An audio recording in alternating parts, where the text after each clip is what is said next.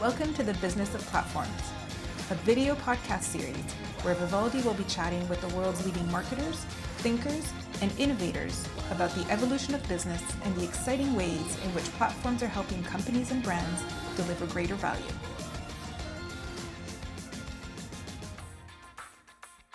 Hello, and welcome back to the Business of Platforms podcast. I'm Agathe Blanchon-Ehrsam with Vivaldi, and I am delighted to be joined today by Patti Girardi. Welcome. Thanks so much. It's great to be with you. Patti, you are the Chief Marketing Officer of Valet Living, and in that role, you've been leading the development and implementation of all marketing strategies and initiatives for the past 3 years. I'm really excited to have you join us on the podcast. Your story is really one of transformation, of rapid growth, of risk-taking, and I think it truly exemplifies the magic of having a bold and clear vision. So I'm looking forward to the conversation today. Before we start, maybe I'll say a few words about Valet Living for our listeners who may not have the experience of living in a full-service building or garden community. And then, Patti, maybe I'll ask you to explain the many services you offer. I think it'll be helpful as we dig into the rest of our conversation. Sure. Great. So Valet Living is part of the rapidly growing category of amenities providers to the multifamily housing industry, and truly the only nationally recognized full-service amenities provider. And we'll touch on a bit later how you pioneered the space and then set the standard for the category.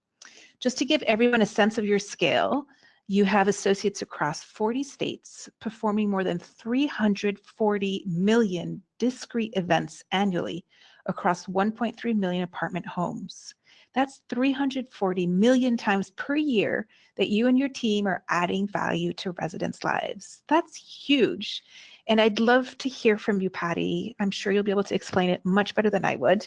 What are those discrete events? What are those ways in which you are kind of bringing things and joy and kind of participating in people's lives? Absolutely. When I'm asked to describe the company, I talk a lot about the things that keep an apartment community beautiful that no one ever sees being done. So when we talk about 340 million discrete events, it's all kinds of things, like picking up the waste and the recycling from the doorstep. We do that 5 nights a week. But we call them amenities, and we describe ourselves as resident amenity experts. And those kinds of things can be B2B amenities, like preparing an apartment home for the next resident to move in. And that typically includes cleaning the carpet and painting and working a punch list and just making it beautiful and move-in ready. We supply property management teams with labor that does everything from blowing breezeways and wiping cobwebs.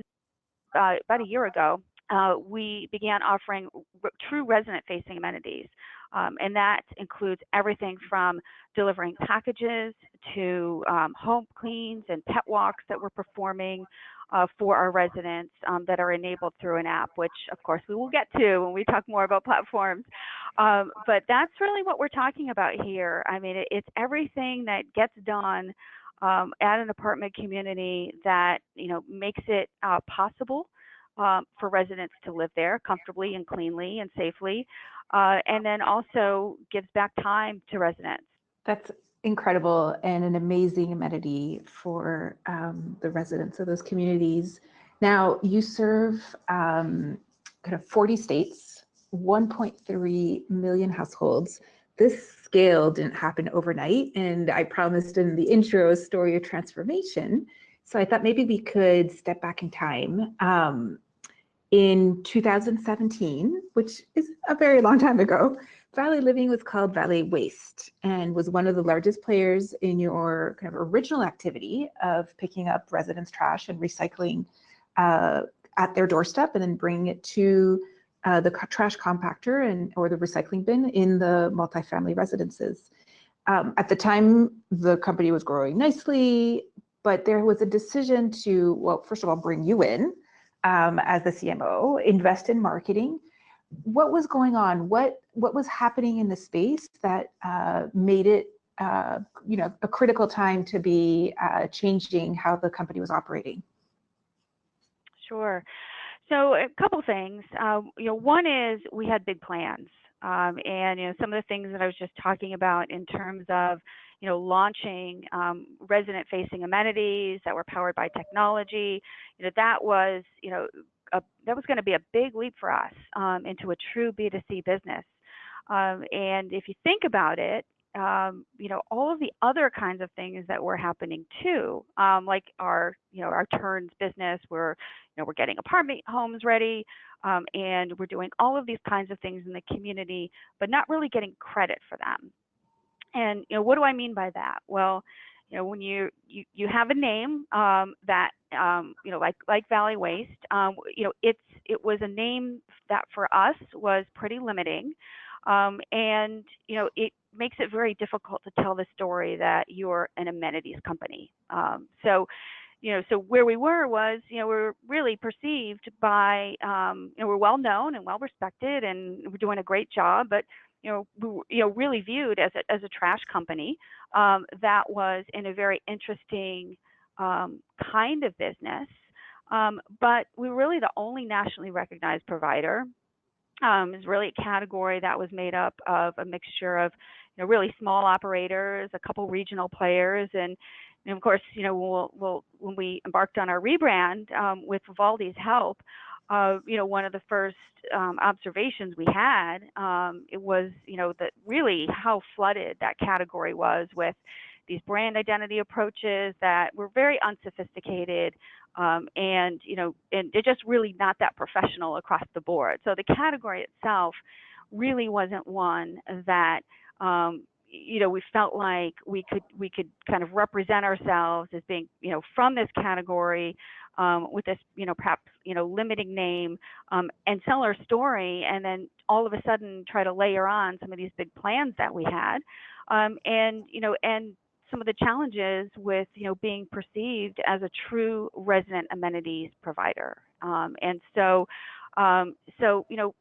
being this amenities company and wanting to get credit for that, and knowing that we're going to be shifting from a pretty straightforward B2B approach to moving into a B2B2C, and then long term, where we are today, having a real B2C business.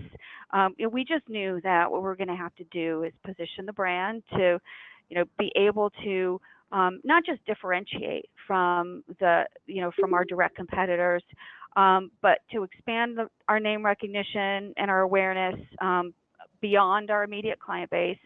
And then most importantly, unify our business lines in a way that represented ourselves as as the amenities company, not the trash company, and give us permission to expand into these spaces that where we wanted to go. And so Valet Living was born. It's a great example of the brand strategy, but also visual identity and naming, really being the face of the business strategy and the vision. Can you talk a little bit about what that vision was that prompted the transformation of the company? Yeah, I'd love to. It's funny because when I arrived at Valet Living in August of 2016. I'd had the pleasure, of course, of meeting and interviewing with our very dynamic CEO, Sean Handrahan.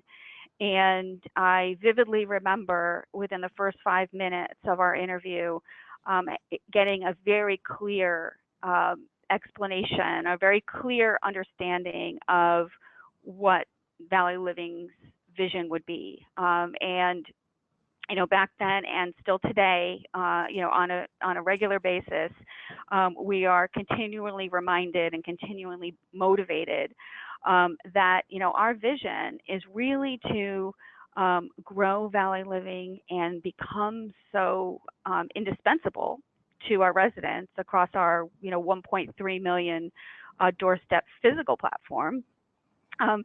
and become so indispensable that residents would ultimately seek out Valley Living communities. So when they're moving from one chapter of their lives to the next, one apartment community to another, the whole idea was really to create something that is so special that it would be a must-have for residents when they're looking for their next home. And that's what we think about this every day, and it just keeps us very driven and inspired and motivated. We're really building something special here. That's amazing, because that's really driven you from being a B2B brand, one that really addressed property managers or real estate investors, to really acting and behaving and growing into a B2C brand that's addressing directly residents. Part of that was obviously the rebranding of the company, as you mentioned, right, from going from Valley Waste to Valley Living. But that's also enabled other things that happened within the organization. The switch from Valley Waste to Valley Living really seemed to have accelerated growth. Can you talk a little bit about how that happened and kind of how you've seen the organization really adopt the new name and brand strategy and kind of follow along the business vision that had been laid out? Absolutely. Again, with your help, I think that the first thing that led to getting some really impressive results is that we identified the right brand strategy. So in terms of a name change for name change's sake is not something that as marketers we expect to translate into instant growth. And what happened was that in working together on a really thoughtful approach, I think what we did was we came to a name and a tagline that really represented who we are. So our Valley Living name came with a setting the standard tagline that's very reflective of what we called a proven track record and a pioneering edge that we had historically in our business, and an internal brand mantra of being better tomorrow. And it's interesting because aligning our new kind of brand positioning with our internal mantra and our internal culture allowed us to garner a level of engagement among our associates that was just phenomenal. And so as a result of that, really pleased to say that through a lot of workplace positivity work and surveying, we've actually made some really impressive strides in terms of associate engagement, and actually been named a top workplace by the Tampa Bay Times for 3 years in a row. So congratulations! It's really great. Yeah, thank you. I mean, it's a really great, tangible outcome of a rebrand and putting our people first. That's really what's enabled us to grow. So, a couple of other, things that we can talk about that were resulting, from the rebrand are, and I think it really gave us a fresh start in terms of representing our broader amenities brand. So now, we have this great Valley Living Home platform, which we'll talk about. It was really the rebrand that gave us the opportunity, or as we would say, the permission to expand into the technology space. We couldn't have done that with Valley Waste. And then finally, I'd say that it also gave us a fresh start in terms of elevating our online reputation, which, back then in a pure B2B model, whereby, maybe we were, we'd be surprised if a property manager actually took the time to go and check us out on Google. Well, that space, that whole dynamic has changed dramatically. One is that, our property managers who are, many of them are millennials, of course. And so, they're younger and and they are searching us out. And so it is important to our fundamental B2B sales cycle that we're looking good online. And, but then in addition to that, we have the more, probably more pressing issue of, well, what are residents going to think of us? And so we knew that we had to really clean that up, and I think through just a combination of having this fresh new brand, as well as the dedication, the rigor that we didn't have because we didn't have this setting the standard promise to live up to. I'm really proud to share that we've gone from 1.8 rating on Google to over 4 stars. And that's something that's making a real difference in terms of earning the credibility of the resident as we're delivering our resident amenities. And it's also really helped us in terms of shortening the sales cycle. So it's really been, overall a very effective effort, and just something we couldn't have done without a really thoughtful, strategic rebrand. That's wonderful. I love hearing how the strategy, by virtue of translating business strategy into something that people could rally around, it's the gift that keeps on giving, right? It elevated everybody's perspective, elevated the expectation that you had of even your coworkers of what they could do and what they needed to do in terms of a marketing perspective, but then also allowed for more opportunities to come up and yes, gave you permission to move into new spaces. I'd love to talk about the kind of experimenting that you've done under the Valet Living brand and the kind of ventures into the technology space, the piloting of the Valet Living Home platform, and then kind of the success in the last year. Can you tell us a little bit about, maybe just to level set, what the Valet Living Home offering is, and maybe describe how it was launched and how it's been doing? Definitely. So just to explain what it is, we call Valet Living Home, we refer to as a full resident amenity service solution. And so what do I mean by that? What I mean by that is, unlike single apps that provide a single amenity like dog walking, for example, we have one app, the Valet Living Home app, and through that app, our residents are able to do all kinds of things.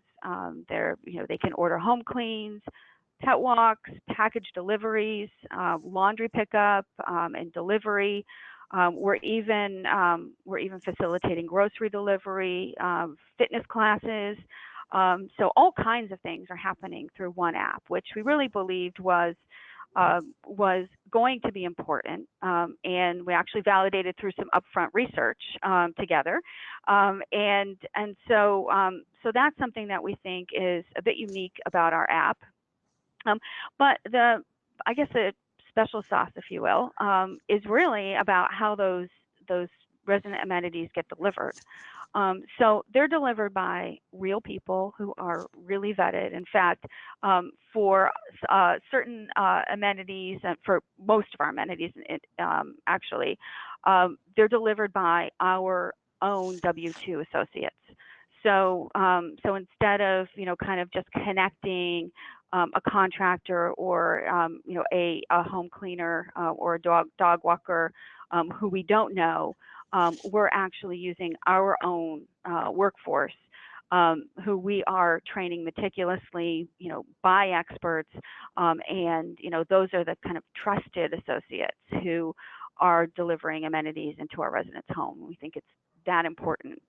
And then in certain cases, that's not something that makes sense. And so a good example of that is local suppliers who we're connecting over our platform, like dry cleaners.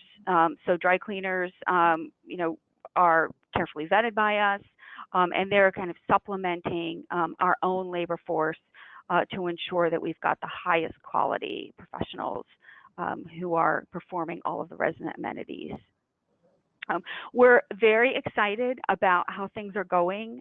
We've actually been tracking lots and lots of things, but I'll share that a statistic we're very proud of is that for new residents who are moving into our Valet Living communities, 83% of them are downloading the app. 64% of them are placing an order. So we're really excited about this, and we do think we've got something that is different than what you would maybe typically think of as, you know, a sharing economy company like Uber or Lyft. We think that, you know, all of the key ingredients go in for to make this a bit more sophisticated type of service, you know, than just sort of having someone, you know, picked up in a car or renting someone's home or renting a room.